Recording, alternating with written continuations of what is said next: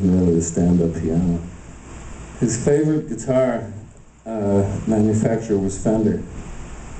I'm staying out in Riverside, California, actually, with my family and coming in for the Symposium.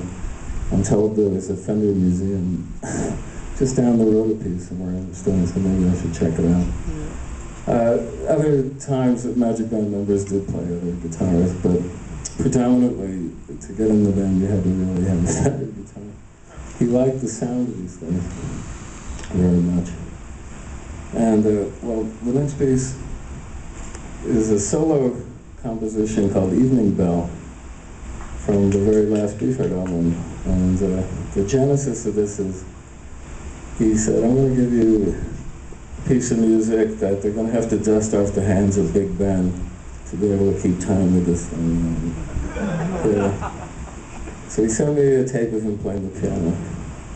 And this thing became my Zen mantra for a while, for a season. I totally absorbed myself in the music.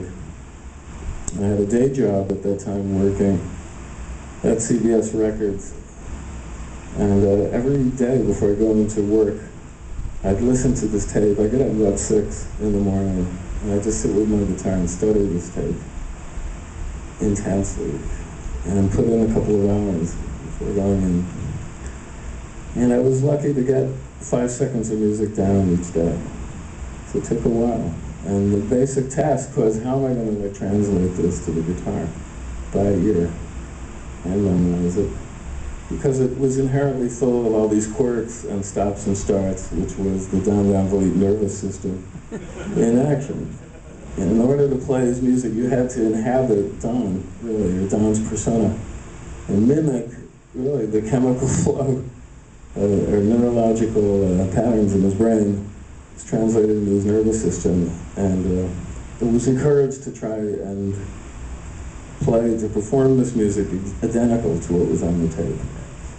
Now, I'd done this previously on the dock at the radar station with another piece called Flavor Bud Living.